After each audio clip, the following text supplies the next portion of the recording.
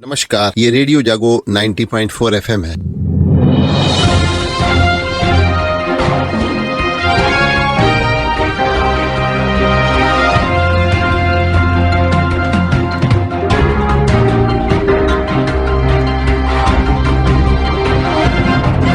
अब आप अभय शंकर गौड़ से आज की हलचल सुनिए। राष्ट्रपति द्रौपदी मुर्मू ने कल लोकसभा में राष्ट्रपति के अभिभाषण पर बोलते हुए कहा कि भारत जलवायु परिवर्तन, खाद्य सुरक्षा के वैश्विक मुद्दों का समाधान प्रदान कर रहा है। सरकार विकास और विरासत दोनों पर गंभीरता से काम कर रही है। सरकार आईआईटी, आईआईएम को मजबूत करने और उनकी संख्या बढ़ाने के लिए लगातार प्रयासरत है। आयुष्मान भारत स्वास्थ्य योजना 70 वर्ष से अधिक आयु के सभी लोगों को मुफ्त इलाज उपलब्ध करा रही है और कश्मीर घाटी ने रिकॉर्ड मतदान के जरिए भारत के दुश्मनों को करारा जवाब भी दिया है। सरकार उत्तर, दक्षिण और पूर्व में बुलेट ट्रेन कॉरिडोर के लिए अध्ययन कर रही है। तो कल राष्ट्रपति ने सदन में अपना अभिभाषण व्यक्त करते हुए ये कहा। बात करते हैं नीट पेपर लीक मामले में। सीबीआई ने 2 आरोपियों को गिरफ्तार किया है, 7 और हिरासत में है। नीट पेपर लीक मामले में अब तक 6 प्राथमिकी दर्ज की जा चुकी हैं और सीबीआई ने पटना से 2 आरोपियों मनीष प्रकाश और आशुतोष को गिरफ्तार किया है। जांच एजेंसी की पहली गिरफ्तारी है। इसके साथ ही झारखंड के हजारीबाग से 7 लोगों को हिरासत में भी लिया गया है। आइए बात करते हैं हरदोई में जो अभी मुर्दों के जेवर चोरी पर नकली पहनावे के मामले में सीएमओ ने कार्रवाई की है, उसको लेकर के तो मुर्दों के जेवर उतारकर उन्हें नकली पहनाने के मामले में बड़ी कार्रवाई हुई है। मुख्य चिकित्सा अधिकारी ने 3 कर्मचारियों को बर्खास्त कर दिया है। 2 के विरुद्ध एफआईआर दर्ज कराई गई है। वहीं दोनों फार्मासिस्टों को पोस्टमार्टम हाउस से हटाते हुए उनके खिलाफ शासन को लिखा गया है और नोडल अधिकारी अपर मुख्य चिकित्सा अधिकारी को कारण बताओ नोटिस भी जारी किया गया है। तो हरदोई के मुख्य चिकित्सा अधिकारी डॉक्टर रोहताश कुमार ने शवों के जेवर चोरी होने की बात सामने आने पर कार्रवाई की है ताकि भविष्य में कोई ऐसा न कर सके। सीसीटीवी कैमरे से वैसे ही वहां लगे हुए हैं, उनसे गतिविधियों पर नजर रखी जा रही है और नोडल अधिकारी की पूरी जिम्मेदारी सौंपी गई है। वह किसी भी समय पहुंचकर और किसी भी शव के किसी स्वजन से जानकारी ले सकते हैं। अब की बार गरीब परिवारों की बेटियों के विवाह के लिए जो मुख्यमंत्री सामूहिक विवाह योजना शुरू की गई है वो 15 जुलाई तक शुभ मुहूर्त है। तो 2024-25 के लिए शासन ने जनपद के लिए 1928 जोड़ों के विवाह का लक्ष्य निर्धारित किया है और जोड़ों को सामूहिक विवाह के अंतर्गत कुल 51,000 रुपए का लाभ दिया जाता है। और लेकिन अब की बार 15 जुलाई तक ये शुभ मुहूर्त है। जो रह जाएगा उसे नवंबर तक इंतजार करना पड़ेगा क्योंकि शुभ मुहूर्त उसके बाद होगा। विद्यालयों में बच्चों की पढ़ाई की बात तो बिना मान्यता के दीनी शिक्षा दे रहे मदरसों का सर्वे कर मदरसों और मकतबों में जाने वाले बच्चों को औपचारिक शिक्षा के लिए सरकारी विद्यालयों में नामांकन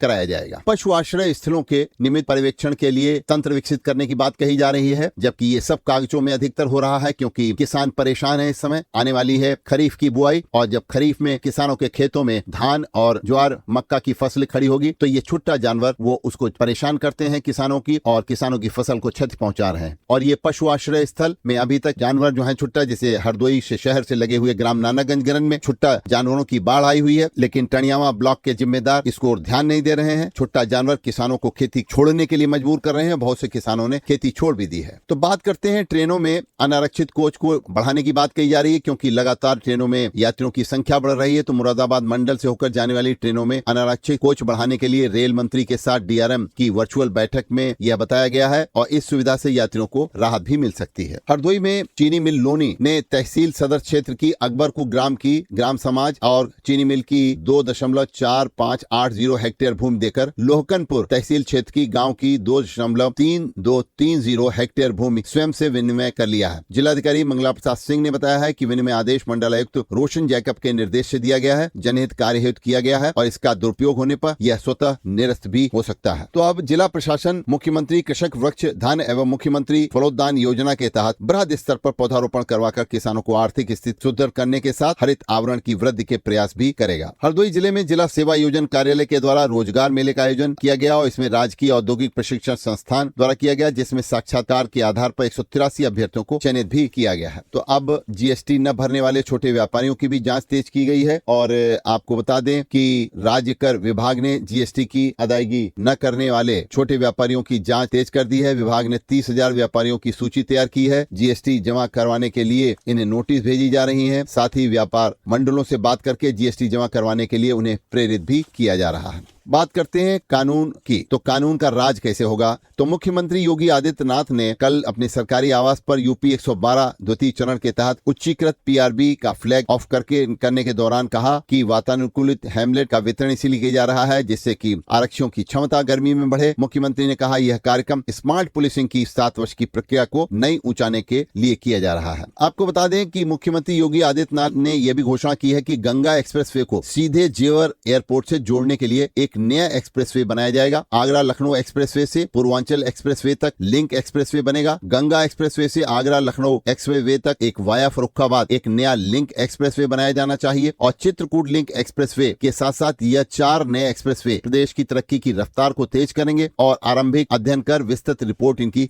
तैयार की जा रही है। बात करते हैं मानसून की, तो दक्षिणी पश्चिमी मानसून इस समय बिहार के रास्ते पूरी छोर से भी यूपी में दाखिल हो गया है। अगले 2 दिनों में लखनऊ कानपुर समेत प्रदेश के अधिकांश हिस्सों में कुछ इलाकों में मानसून के सक्रिय होने के पूरे आसार बन गए हैं। हरदोई में भी अगले 2 दिनों में बारिश होने की उम्मीद है। राज्य में मानसून के सक्रिय होने के साथ ही विभिन्न अंचलों में तेज बारिश भी शुरू हो गई है, जबकि ये मानसून जो है दिल्ली में अधिक सक्रिय हो गया है। दिल्ली में कल बहुत तेज बारिश हुई, रास्तों में पानी भर गया और लोगों को आवागमन में बाधा भी पहुंची। आपको बता दें कि T20 क्रिकेट में भारत को एक बड़ी सफलता मिली है और भारत अब सेमीफाइनल से फाइनल में पहुंच गया है। भारत का सेमीफाइनल से फाइनल में पहुंचना T20 क्रिकेट में एक भारत की बड़ी सफलता को बताता है। अभी आप सुन रहे थे अभय शंकर गौड़ से आज की हलचल। सुनते रहिए रेडियो जागो 90.4 FM। आप स्वस्थ रहें, आप खुश रहें, आपके सुखमय जीवन की हम कामना करते हैं।